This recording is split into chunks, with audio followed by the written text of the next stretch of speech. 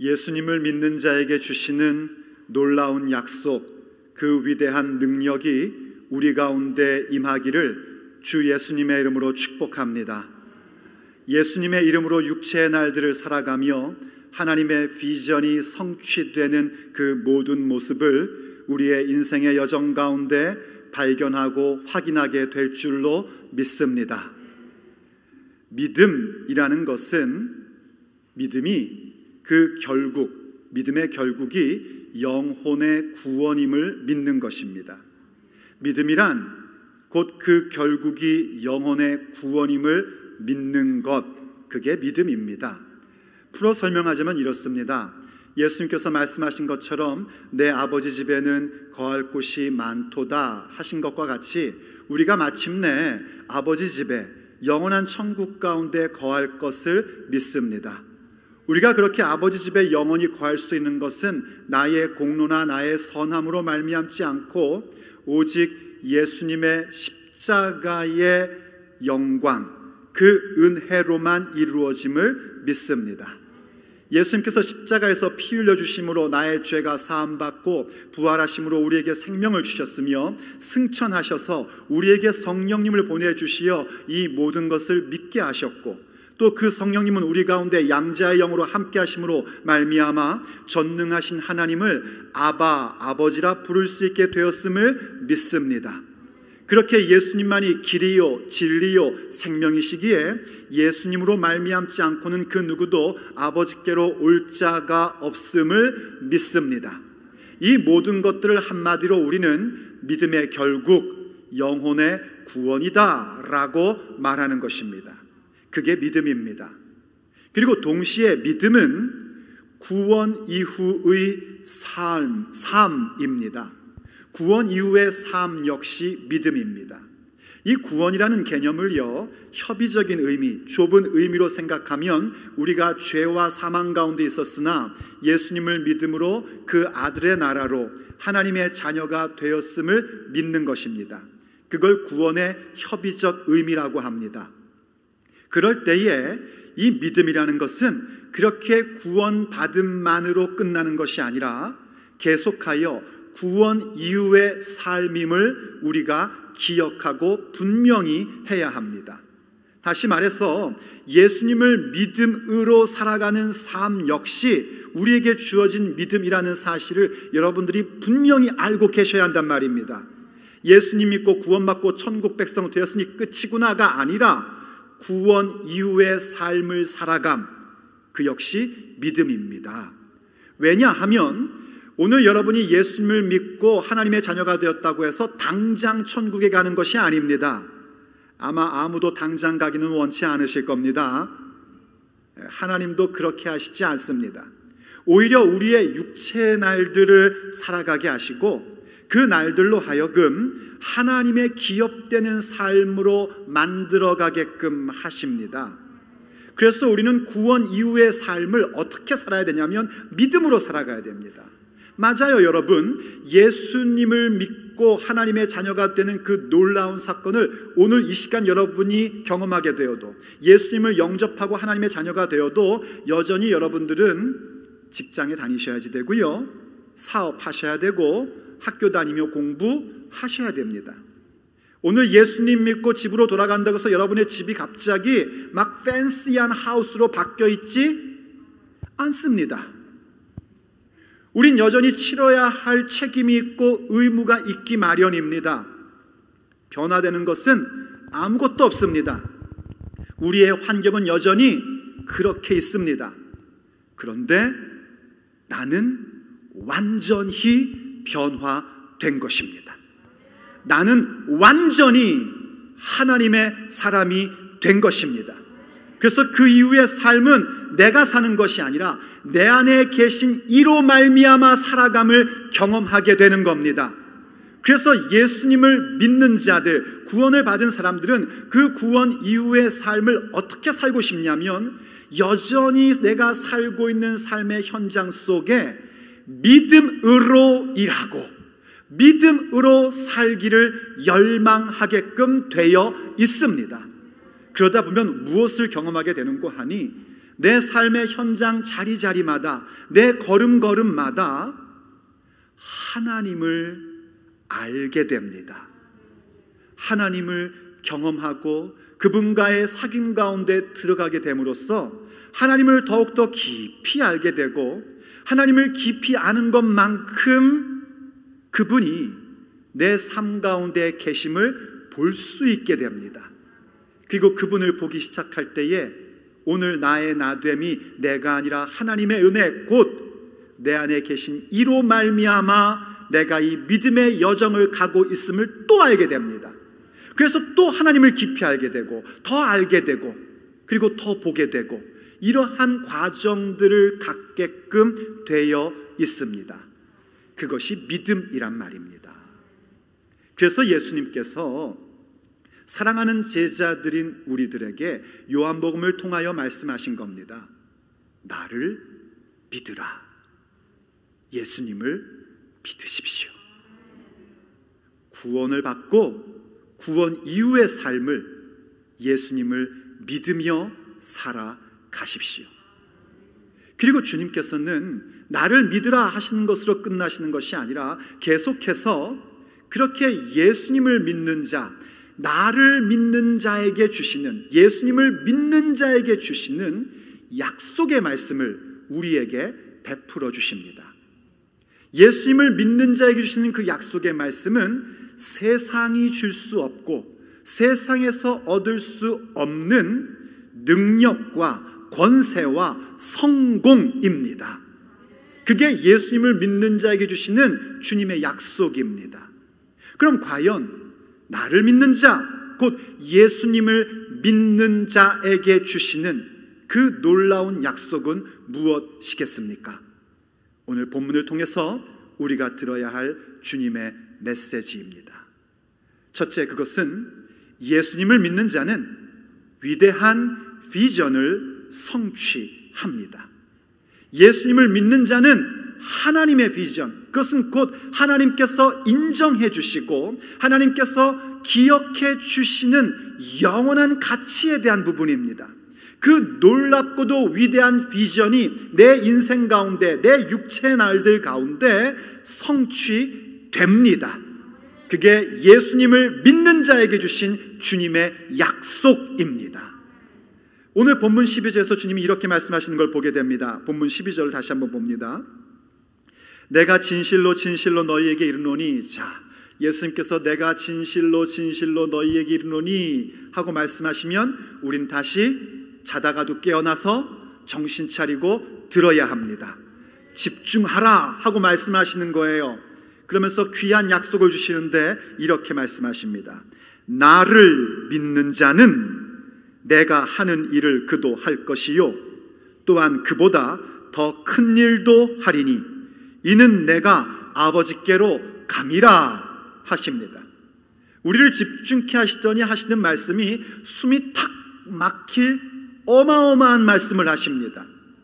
예수님을 믿는 자는 예수님이 하시는 일을 할 것이고 그보다 큰 일도 할 것이다 하고 말씀하십니다. 예수님이 하신 일들을 한번 기억해 보십시오. 예수님께서요, 육체의 날들을 사시면서 하나님의 말씀을 선포하셨고 수많은 표적들을 행하셨습니다. 그 모든 일들을요, 우리가 요약하여 얘기하면 이렇게 설명할 수 있습니다. 예수님이 하시는 일들은 무엇이냐면 아버지의 뜻을 행하며 생명을 살리시고 아버지 하나님께 영광 올려드리는 일입니다. 다시요, 아버지의 뜻을 행하며 생명을 살리시고 아버지 하나님께 영광 올려드리는 일이 예수님께서 하신 일입니다. 그분이 육체 가운데 계실 때요, 그분은 아버지의 뜻만을 따랐습니다. 우리가 고백하듯이 예수님은 하나님의 아들이십니다. 그 얘기는 곧 하나님이시란 말입니다. 아버지 하나님의 영광의 광채이시고 그 본체이신 분이십니다. 그럼에도 불구하고 그분은 육체 가운데 계실 때에 당신 자신의 뜻을 행하러 왔다고 말씀하시지를 않습니다. 모든 것 하나하나가 오직 하늘 아버지의 뜻을 위함임을 말씀하셨습니다. 그리고 그 아버지의 뜻은 뭔가? 요한복음이 우리에게 가르쳐 주듯이 그 아들을 보고 믿는 자마다 영생을 얻는 것입니다. 그것이 아버지의 뜻입니다. 그것을 이루기 위하여 예수님께서는요, 육신을 입고 오셨고 우리를 위하여 당신의 목숨을 내어 주셨습니다. 그 목숨까지 내어 주실 때 거들먹거리며 내어 주신 것이 아니라 제자들의 발을 씻기시는 그 섬김의 모습으로, 종의 모습으로 우리에게 그 생명을 베풀어 주셨고, 그 모든 일들을 통하여 아버지 하나님께 영광을 올려 드렸습니다. 그것이 바로 예수님께서 하신 일입니다. 그 일을 우리도 하게 된다는 것입니다. 우리의 삶의 모든 여정 가운데 아버지의 뜻을 성취하고 생명을 살리는 통로가 되며, 그 일을 통해서 하나님 아버지께, 삼위일체 하나님께 영광 돌리는 인생이 우리 다 그렇게 된다라고 말씀하시는 거예요. 그리고 심지어 그것보다 더 큰 일도 한다라고 말씀하십니다. 더 위대하게 일한다는 겁니다. 더 많은 것을 한다는 거예요. 과연 제자들은요, 사도행전을 보면 예수님께서 육체 가운데 하셨던 일들보다 더 많은 표적들을, 더 큰 표적들을 행했던 것이 사실입니다. 그렇다고 해서 여러분들이 절대로 오해하셔서는 안 됩니다. 그 얘기가 제자들이 예수님보다 더 위대하다, 더 크다, 이런 얘기가 아닙니다. 혹은 우리가 예수님이 하신 것처럼 우리도 누군가에 의해서 피 흘려 죽어주면 그 사람의 죄가 사함받겠지, 이런 얘기도 절대로 아닙니다. 그런 일은 있을 수도 없는 일입니다. 이 말씀은 무슨 말씀이냐면, 예수님이 하셨던 그 사역들, 아버지의 뜻을 이루며 생명을 살리시고 하나님께 영광 돌리는 그 일들이 이제 제자들을 통해서 확장된다는 말씀입니다. 참 신비롭게도 예수님은 하나님의 아들이심에도 불구하고 당신의 육신에 있을 때의 사역을 오늘날의 팔레스타인이라는 지역으로 국한시키셨습니다. 참 신비한 일입니다. 그 출발점만으로 가지시고 당신의 역할을 다하신 다음에는 그 다음 제자들에게 더 큰 일을 하도록 맡기십니다. 바로 그 예수님의 복음이 땅끝까지 이르도록 제자들에게 그 능력과 권세를 주신 겁니다. 그것이 바로 예수님이 하신 일도 하고 그보다 더 큰 일도 한다는 말씀의 의미입니다.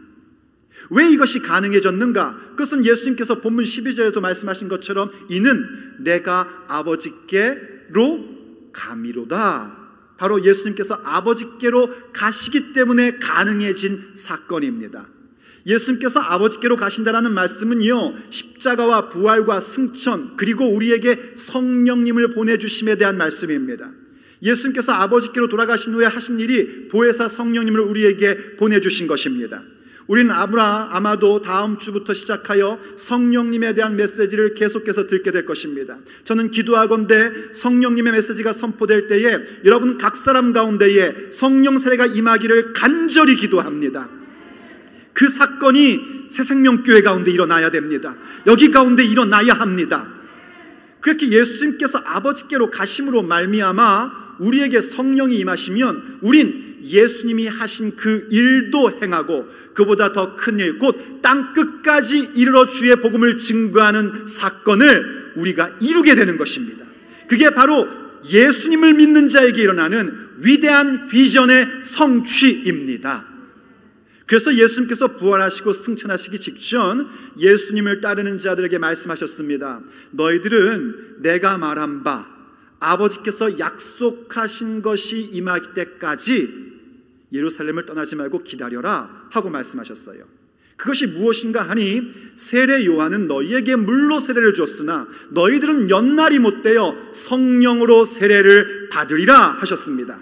맞아요, 여러분. 사람 목사가 베푸는 건 물로 세례를 베푸는 게 전부 다입니다. 그러나 예수님은 성령으로 우리에게 세례를 베풀어 주십니다. 성령 세례는 여러 가지 방법으로 오지만 그 성령 세례를 베푸시는 분은 오직 한 분, 예수님 뿐이십니다. 예수님께서 우리에게 성령 세례를 주신단 말이에요.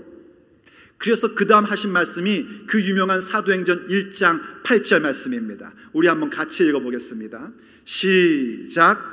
오직 성령이 너희에게 임하시면 너희가 권능을 받고 예루살렘과 온 유대와 사마리아와 땅끝까지 이르러 내 증인이 되리라 하시니라. 아멘. 바로 이겁니다. 예수님께서 아버지께로 가심으로 말미암아 우리에게 성령을 보내주시고 성령이 임하면 우리는 능력을 얻게 됩니다. 권능을 얻게 됩니다. 그래서 예수님께서 하신 일도 하고 그보다 더 큰 일, 곧 예루살렘과 온 유대와 사마리아와 땅끝까지 이르러 예수님의 증인이 됩니다. 여러분이 놓치지 말고 봐야 될 것은 뭐냐면요, 오늘 본문도 그렇고 사도행전 1장 8절도 그렇고 주님이 이렇게 말씀하지 않으셨습니다. 나를 믿는 자는 내가 한 일을 해야만 한다. 그리고 내가 한 것보다 더 큰 것도 하도록 열심히 노력해야 된다. 성령님이 임하면 너희들 권능을 받게 될 테니까 그때 나의 증인이 돼야만 된다 라고 말씀하지 않으셨습니다. 내가 한 일을 행하리라, 더 큰 일을 하리라, 증인이 되리라 하셨습니다. 그 말씀은 미래 확정적 동사입니다. 앞으로 반드시 그렇게 되고야 만다라는 말씀입니다. 그래서 예수님을 믿는 자의 삶 속에는 그렇게 위대한 비전의 성취의 역사가 일어나는 것입니다. 그래서 예수님을 믿는 믿음으로 우리의 육체의 날들을 일구어 가야 합니다. 그러다 보면 우리 가운데 또 놀라운 약속의 성취를 보게 됩니다. 그것은 뭐냐면 우리가 주님 앞에 예수님의 이름으로 기도할 수 있는 권세가 주어진다는 겁니다. 생각해보면 그렇죠. 주님께서 하신 일을 하고 그보다 더 큰 일을 한다는 것, 성령님이 임하면 되지라고 생각하지만 우리의 궁금증은 이래야 됩니다. 과연 그것이 어떻게 구체적으로 이루어질 것인가 하는 것을 궁금해해야 됩니다. 그래서 두 번째 예수님께서 주신 약속은 그겁니다. 예수님을 믿는 자는 예수님의 이름에 권세를 얻는다는 사실입니다. 그 이름의 권세를 얻게끔 됩니다.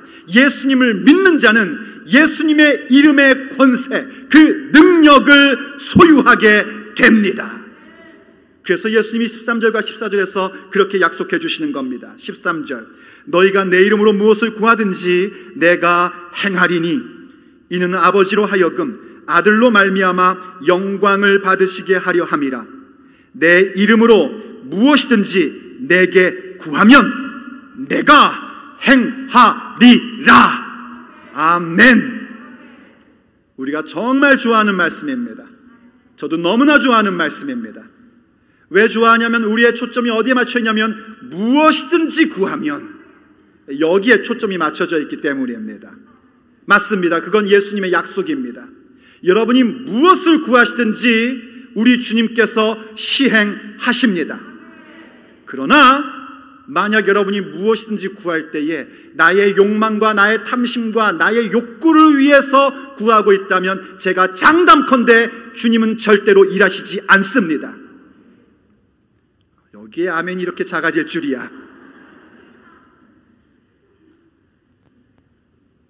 우리가 사실 이 주님의 약속에서 초점을 맞춰야 될 말씀은 무엇이든지 이가 아니라 그 이전에 하신 말씀, 내 이름으로에 초점을 맞추셔야 됩니다.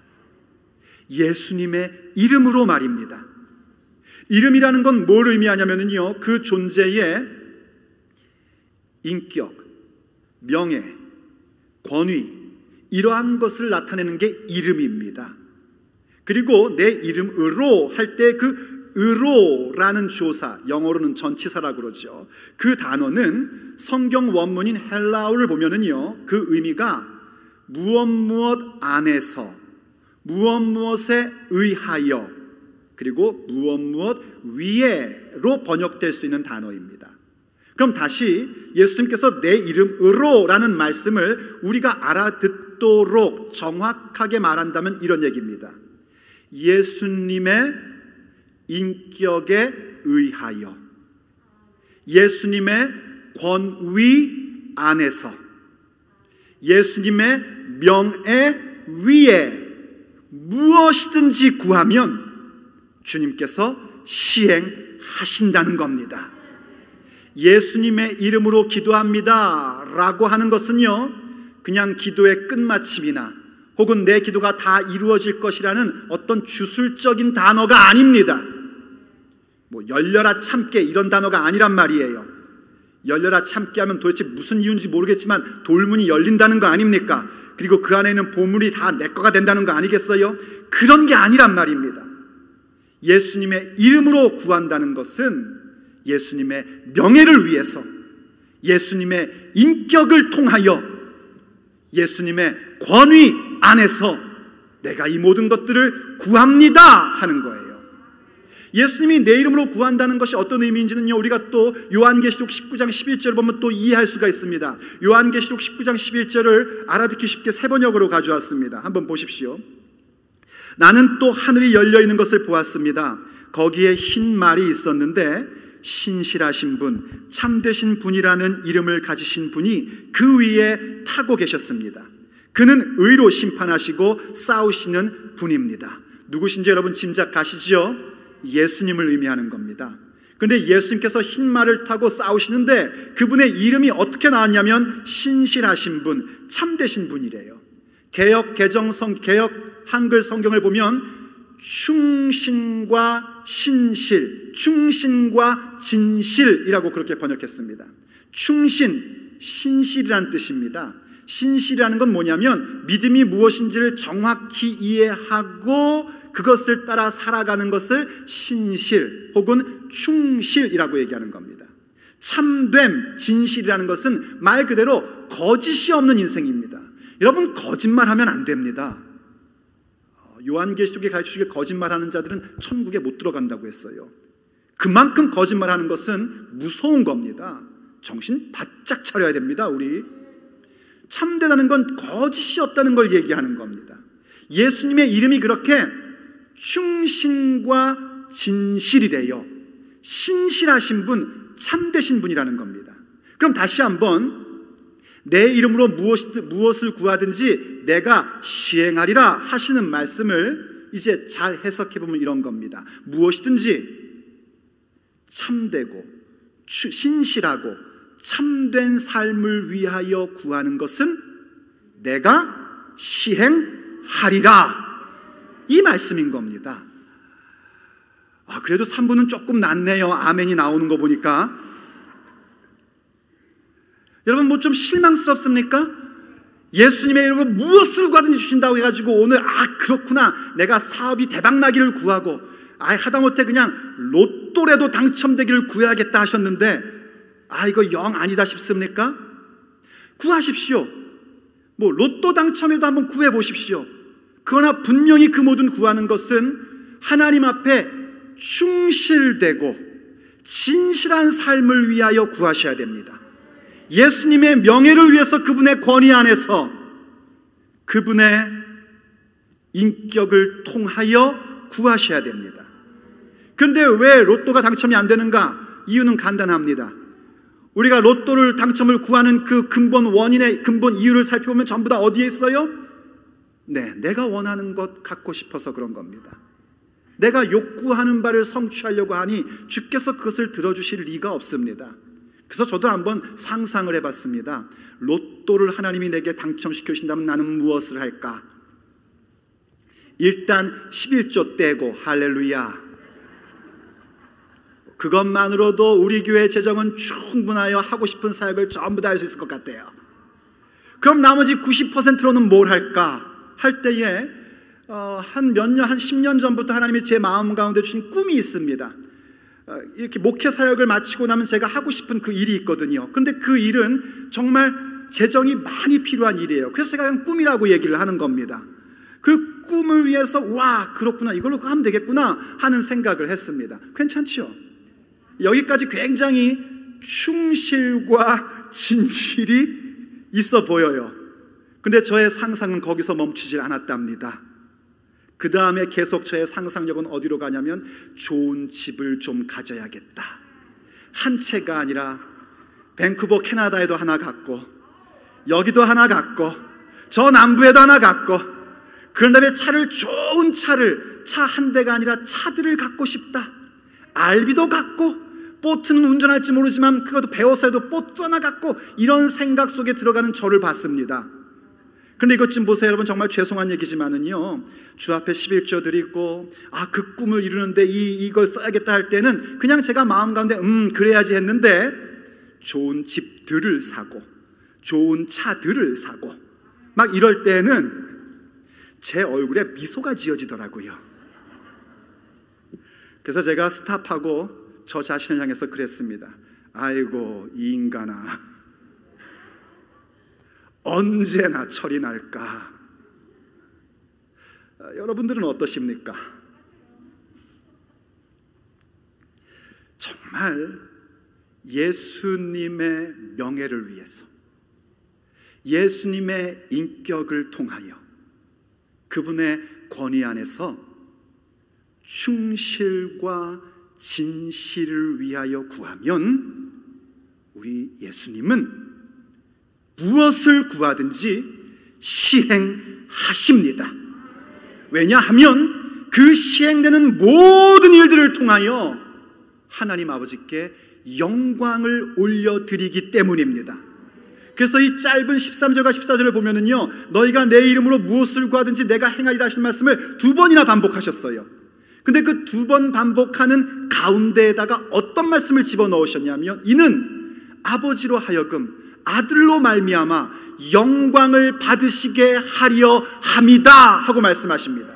마치 햄버거에 빵이 이렇게 있으면 그 안에 패티를 넣는 것처럼요. 중요한 건 그 패티 아니겠습니까? 우리에게 무엇을 예수님의 이름으로 구하든지 다 시행하겠다 하시는 그 말씀 가운데에 이 모든 응답을 통해서 하나님 아버지께 영광을 올려드릴 것이다 하고 말씀하신 겁니다. 그래서 우리가 해야 될 일은 뭐냐면 예수님의 이름으로 기도하고 간구하는 것입니다. 예수님의 이름으로 기도하고 간구할 때에 주님께서는 아들을 통하여, 예수님의 이름을 통하여, 곧 그분의 몸된 교회를 통하여 하나님 아버지께 영광을 돌리는 사건이 이루어지게끔 시행하십니다. 그게 우리에게 있는 능력이란 말입니다. 그래서 기도는 권세라고 얘기하는 겁니다. 특권이라고 얘기하는 것입니다. 그리고 그 특권이 무엇인가? 바로 예수님의 이름의 능력을 갖는 것, 그것이 특권이고 그것을 발휘하는 것이 기도하는 것입니다. 간구하는 것입니다. 예수님의 이름으로. 그럴 때 우리의 삶은 벅차오기 시작합니다. 우리의 인생의 여정은요, 하나님이 그 맡기신 위대한 비전, 예수님이 하신 일도 행하고 그보다 더 큰 일도 행하는 일들로 가득 채워지기 시작하는 겁니다. 그러다 보면 하나님을 점점 더 깊이 알아가게 되고 하나님 아버지께 점점 더 친밀함으로 가게 되고, 그러다 보니 그분을 사랑할 수밖에 없게 되는 것입니다. 그래서 하나님 사랑하면 어떻게 되냐면요, 세월이 가면 갈수록 더 깊어지고 더 돈독해지게끔 되어 있고, 시간이 가면 갈수록 더욱더 구체적 행동으로 나타나게끔 되어 있습니다. 그래서 마지막으로 예수님을 믿는 자는 사랑의 구체적 태도를 이루어 가는 것입니다. 예수님이 15절에서 말씀하셨죠. 너희가 나를 사랑하면 나의 계명을 지키리라. 예수님께서 우리에게 새 계명을 주시겠다 할 때 그 계명은 단수입니다. 그러나 여기의 계명은 사실은 계명들입니다. 그러니까 예수님의 계명의 가장 기본은 우리가 서로 사랑하는 것입니다. 근데 지금 주님께서 하신 말씀은 그것뿐만이 아니라 예수님의 계명들, 그냥 쉬운 말로 하자면 예수님 말씀을 지키게 된대요. 뭐 하면은요, 예수님을 사랑하면. 계명을 지켜서 예수님 사랑할 수 있게 되는 게 아니라 아버지의 그 놀라운 사랑, 곧 하나님의 위대한 비전이 성취될 수 있도록 예수님의 이름으로 구할 수 있는 능력을 주시고 그 권세를 가짐으로 말미암아 내 안에 계신 이로 행하는 삶을 일구어 나갈 때에, 그건 곧 한마디로 얘기하면 아버지께 사랑받음입니다. 그 사랑받음을 경험하고 또 경험하고 또 경험함으로써 하나님을 더 깊이 알아갈수록 우리는 하나님을 사랑하게 되고, 사랑하니까 그 계명을 지키게끔 되는 겁니다. 나를 사랑하면 내 계명을 지켜야 한다라고 말씀하지 않으셨고, 나를 사랑하면 내 계명을 지키게 된다, 지키리라 하고 오늘 본문은 말씀하고 계신 겁니다. 맞습니다, 여러분. 이렇게 우리가 계명을 지킨다는 건 하나님을 사랑하는 것과 직결되어 있고, 그 하나님을 사랑하는 것은 사실 어디서부터 시작되는 것인가? 오늘 얘기하고 있는 예수님을 믿는 믿음으로부터 나오게 되는 것입니다. 그래서 사도 요한은 이렇게 계명을 지킴, 하나님을 사랑함, 그리고 우리의 믿음, 이 부분이 어떻게 연결되고 이어지는지를 요한일서 5장 2절부터 우리에게 이렇게 설명을 해주고 있습니다. 한번 보십시오, 여러분. 요한일서 5장 2절입니다. 우리가 하나님을 사랑하고 그의 계명들을 지킬 때에 이로써 우리가 하나님의 자녀를 사랑하는 줄을 아느니라. 예수님의 계명의 가장 기본이 서로 사랑이라고 그랬어요. 그 서로 사랑하는 것은 아무나 서로 사랑한다는 얘기가 아니라 하나님의 자녀들이 서로 사랑하는 겁니다. 하나님의 자녀들이 서로 사랑하는 것은 우리가 하나님을 사랑하고 그 계명을 지키는 모습이란 말입니다. 그런데 그게 어떻게 이루어지는가? 3절에서 이렇게 얘기합니다. 하나님을 사랑하는 것은 이것이니 우리가 그의 계명들을 지키는 것이라. 그의 계명들은 무거운 것이 아니로다 하십니다. 하나님을 사랑하는 것은 우리가 그 계명을 지키는 것인데 그 계명 지키는 게 우리에게 무거운 게 아니래요. 여러분 믿어지십니까? 사실 계명을 지킨다는 건 육체를 갖고 있는 우리에게는 만만한 일이 아닙니다. 어떻게 그 미워 죽겠는 사람을 사랑할 수 있겠습니까? 내 마음에 안 드는 그 사람을 예수님 믿는다는 이유로 어떻게 우리가 사랑을 합니까? 우리로서는 도저히 안 되는 일입니다. 그런데 성령으로는 가능합니다. 성령이 우리에게 임하시면 예수님의 놀라운 비전을 우리가 성취해 가게 되고 우리가 서로 사랑하는 부분까지도 이루어지게끔 되어 있습니다. 그때 그것은 뭐냐면요, 하나님을 사랑함에 대한 표현입니다. 그리고 하나님을 사랑하다 보니까 그 모든 계명들이 이루어지게끔 되고 그 계명으로 하나님 사랑함을 구체적으로 표현하게 되는 겁니다. 쉽게 얘기하면 이거예요, 여러분. 자녀를 낳아 길러보면 아시지만은요, 자녀를 키운다는 것은 이게 보통 문제가 아닙니다. 이게 보통 문제가 아니지 않습니까? 이거 뭐 말을 들어먹나? 어려서부터 말을 안 듣잖아요. 그냥 숟가락 들 힘만 있으면 그때부터 지멋대로 해보겠다는 게 애들 아닙니까? 자녀를 키운다는 건 참 아주 큰 부담이고 무거운 건데 참 이상하죠. 부모들은 그거를 부담으로 생각하지 않습니다. 건강한 부모는요, 오히려 그 모든 것들을 더 해주고 싶어 합니다. 이유는 간단합니다. 사랑하기 때문입니다. 사랑하니 제3자가 볼 때는 너무나 부담스럽고 무거운 것인데 정작 사랑하여 행동하는 사람은 전혀 부담으로 하지 않고 오히려 그 구체적 부분들이 나의 사랑을 표현할 수 있는 방법으로 간직하게 되는 겁니다. 하나님 사랑함도 그렇단 말입니다. 하나님 말씀 지키는 것을 하나님 사랑함 없이 그냥 보면은요, 늘 부담스럽고 어떻게 하란 말인가 싶어요. 그런데 하나님을 사랑하기 시작하면 이 모든 계명의 말씀들, 이 모든 성경의 말씀들은 하나님을 사랑하는 구체적 표현으로 내게 임하기를 시작합니다. 그럼 그 모습은 어디로 나오게 되냐면 우리가 이 세상에 살고 있으나 이 세상을 능히 이기는 승리자의 모습으로 나타나게끔 되는 겁니다. 그래서 4절에서 이렇게 얘기하는 거예요. 4절을 보십시오. 무릇 하나님께로부터 난 자마다 세상을 이기느니라. 세상을 이기는 승리는 이것이니 우리의 믿음이니라. 이해되시면 아멘 하십시오. 세상을 이기는 승리가 무엇인가? 하나님을 사랑하게 되고 하나님을 사랑하기에 계명을 지키게 되고 그로 말미암아 우리가 하나님의 자녀들을 서로 사랑하는데 그 계명들을 지켜가는 모습조차 전혀 무거운 것이 아닌 모습으로 살아가는 것, 그게 세상을 이기는 능력이란 말입니다. 그런데 그 사랑의 능력이 어디서부터 비롯됐는가? 우리에게 있는 믿음으로부터 시작된 것입니다. 그래서 그 다음 5절을 보면 예수님을 믿는 우리가 아니면 누가 세상을 이기겠느냐? 예수님을 믿는 우리들만이 세상을 이기는 승리, 그 성공을 간직할 수 있는 것입니다. 그것이 주님이 우리에게 주신 약속입니다. 믿는 자에게 주신 약속, 바로 그 하나님 사랑함에 대한 구체적 태도를 구체적 모습을 능히 이루어가는 사람으로 만들어 내십니다. 누구에게요? 예수님을 믿는 자에게입니다. 그러므로 예수님을 믿는 자 되십시오. 아버지의 비전이 반드시 성취되고 예수님의 이름의 능력이 내게 있음을 여러분이 확인하게 될 것입니다. 그래서 더욱더 주님을 사랑하는 마음 가운데에 그 말씀을 지켜 행하여 나감이 우리의 인생의 승리가 되고 성공이 될 것입니다. 그때 여러분은 발견하게 될 것입니다. 나를 믿는 자에게는 능치 못함이 없느니라.